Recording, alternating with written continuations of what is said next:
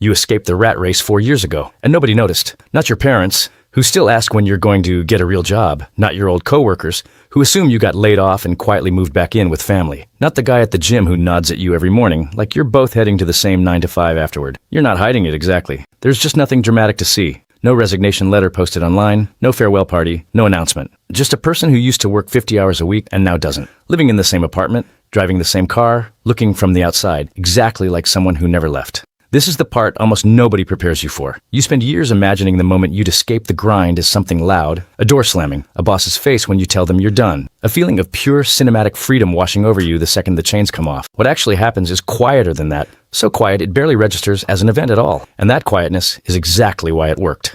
Chapter 1. The job you thought you'd have forever. 5 years ago, you were an operations coordinator at a mid-sized logistics company, the kind of job that looked stable on paper and felt like a slow leak in practice. 45 hours a week officially, closer to 52, most weeks once you counted the emails you answered from bed. Your salary was $61,000, which felt like real money the year you got it, and felt like less and less every year after, as rent crept up and your commute got longer, and the promotions you'd been promised kept sliding another quarter, then another, then quietly disappearing from conversation altogether. You weren't miserable in any dramatic sense. There was no single terrible boss, no public humiliation, no breaking point you could point to later and say, that was the moment. It was slower than that, a kind of low-grade exhaustion that lived in your shoulders and never fully left, even on weekends, even on vacation. When part of your brain stayed tethered to a Slack channel you'd promised yourself you wouldn't check. The thing that actually started your exit wasn't a crisis. It was boredom, sitting in a Tuesday afternoon meeting about a project you didn't care about, watching a coworker named Danny nod along enthusiastically at something neither of you would remember by Friday, and thinking, with a kind of flat, exhausted clarity, that you could do this exact motion for another 30 years and nothing about your life would fundamentally change. Same meetings, same performance reviews, same slow crawl toward a retirement age that felt like a horizon that kept receding the closer you got to it. You went home that night and didn't do anything dramatic. You didn't quit. You didn't update your resume. You just opened a spreadsheet, something you'd never done before in any serious way, and started writing down every dollar that came in and every dollar that went out. Not to budget exactly,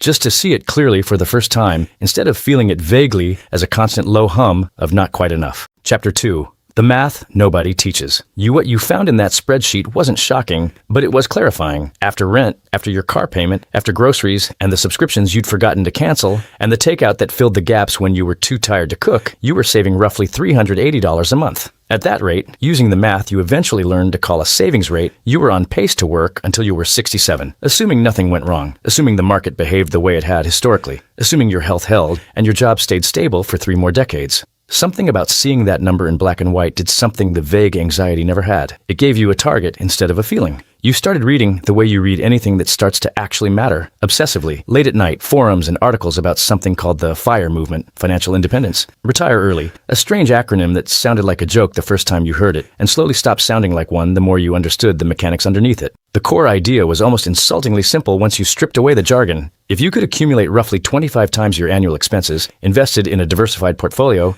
you could theoretically withdraw 4% a year indefinitely without running out of money, based on decades of historical market data. It wasn't a guarantee. It wasn't magic. It was just math, the same math that had always existed, except nobody had ever explained it to you in a way that made it feel achievable instead of abstract. Your annual expenses, once you tightened them slightly, worked out to around $34,000 a year.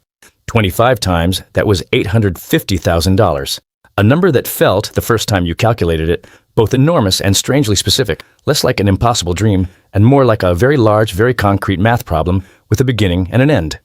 You spent an entire Saturday running different scenarios, adjusting the savings rate up and down, watching the projected timeline shift by years with each small change. Save 10% of your income, and the math said you'd be working until you were 63. Save 25%, and the number dropped to 52. Save 50%, a number that seemed almost absurd sitting in your kitchen that morning, and the projected timeline collapsed to something closer to 17 years. Not 30, not 40, 17 years from a starting point of almost nothing. You didn't commit to 50% that day. That felt too extreme, too far from the life you were actually living. But something about seeing the range, seeing how directly your effort mapped onto your timeline instead of some vague, distant promise from a retirement account statement, changed how you thought about every single dollar going forward. Chapter 3. The boring middle nobody films. Here's what nobody shows you in the highlight reels of people who escaped the rat race. The middle. The years and years of unremarkable, repetitive decisions that don't make for interesting footage because nothing dramatic happens in any single one of them. You didn't quit your job the week you did the math. You kept working the same 45 hours, sat through the same meetings, nodded at the same Danny in the same conference room. What changed was invisible to everyone around you. You increased your 401k contribution from 4% to 15%, capturing the full employer match plus a much larger chunk of your own income than you'd ever risked before. You moved to a smaller apartment 11 months before your lease was up for renewal, not because you had to, but because the math on a $1,400 rent versus a $950 rent invested over decades was too significant to ignore once you'd actually run the numbers. Your friends thought you were downsizing because money was tight. You let them think that. Explaining the real reason felt exhausting in a way that saving the money never did. You sold a car you'd been making payments on for 2 years and bought a 7-year-old Honda Civic in cash, paying $8,200 for something with 94,000 miles on it, a decision that felt embarrassing at first. Watching coworkers pull into the parking lot in newer, shinier vehicles, and then stopped feeling embarrassing almost entirely. Once you understood what that $410 monthly car payment redirected into an index fund instead would become over 15 years. None of this looked impressive from the outside. You weren't posting about minimalism. You weren't documenting a dramatic lifestyle transformation. You were just a person who seemed to be doing fine, maybe a little quieter about spending than some of your coworkers, someone who'd order water instead of a second round at happy hour without making a scene about it, someone who drove an old car and didn't seem bothered by it. Your investment account, which had started at roughly $6,000 the year you began this, crossed $40,000 by year 2. It felt slow. It felt some months like nothing was happening at all. The way watching a plant grow feels like nothing is happening until you compare a photo from 6 months ago and realize how much has actually changed. By year 3, it crossed $95,000, helped along by a market that had a strong run and a raise you'd gotten that you funneled almost entirely into savings instead of lifestyle upgrades. The exact trap so many people fall into without ever noticing, upgrading their spending in lockstep with their income until the gap between the two never actually widens. There were months where it didn't feel worth it. A February where the market dropped sharply and your $95,000 briefly showed as $81,000 on your statement.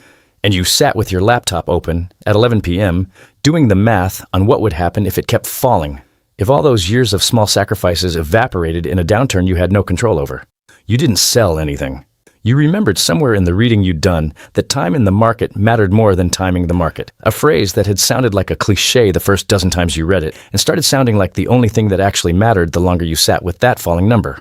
By April, the account had recovered. By June, it was higher than it had been before the drop. You never mentioned the scare to anyone. Chapter 4. The people who didn't understand. Your mother asked, more than once, why you didn't move somewhere nicer once you got that raise.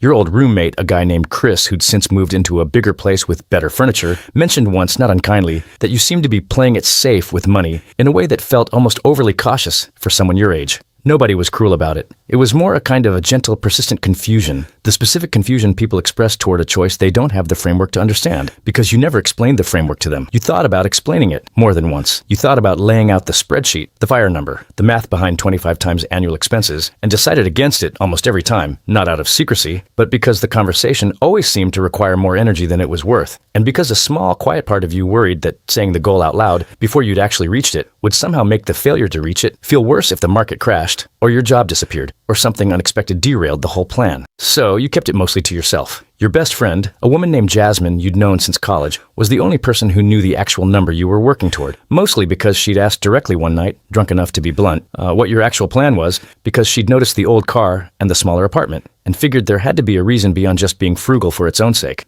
You told her the number. She didn't fully understand the mechanics, but she understood the shape of it, someone working towards something specific instead of just drifting through decades on autopilot, and that was enough. There was a dinner in year 3 where your cousin, a guy named Todd, who'd recently leased a truck he clearly couldn't comfortably afford, spent 20 minutes talking about a new watch he was considering, casually mentioning the price, $2,400, in a tone that suggested it was the most normal thing in the world. You nodded along, said something non-committal, and thought privately about what that same $2,400 invested instead would compound into over the next 25 years. You didn't say it out loud. There was no version of that sentence that wouldn't have sounded either preachy or strange at a family dinner. So you let it pass, the same way you let most of these moments pass, quietly filing them away instead of correcting anyone. Chapter 5. The Setback. Nobody warns you about year 4 brought something you hadn't planned for. Not a market crash, not a job loss, but something smaller and more disorienting. A slow realization that the job itself, the one funding this entire plan, was starting to change in ways you didn't like.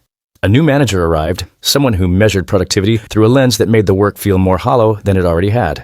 Your hours crept back up toward 55 a week. The version of yourself that had agreed to grind through years of a job you tolerated in exchange for eventual freedom started to wonder whether eventual was actually close enough to justify what now was costing you. This is the part of the story that doesn't get told in the highlight reels because it doesn't have a clean resolution. You didn't have some dramatic epiphany that fixed everything. You just sat with the discomfort for a few months, kept contributing to your accounts on the same schedule, kept living close to the same modest life, while quietly starting to explore something you hadn't seriously considered before, whether you actually needed to reach the full $850,000 number before making any change at all, or whether there was a version of escape that didn't require waiting for the finish line to arrive in one single complete moment.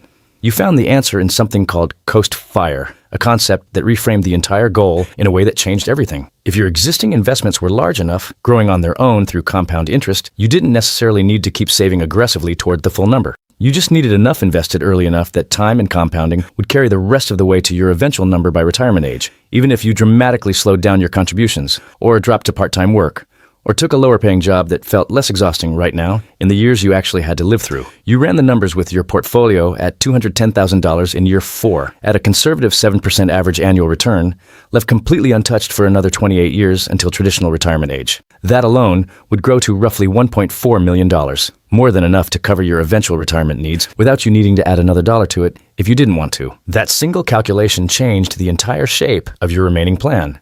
You remember sitting with it for almost a full week before telling Jasmine, running the numbers over and over on different apps just to make sure you weren't fooling yourself with an optimistic assumption. Every version came back close to the same place. The hardest, most aggressive years were already behind you. The math had, without any dramatic announcement, quietly finished doing the heaviest lifting on its own. Chapter 6.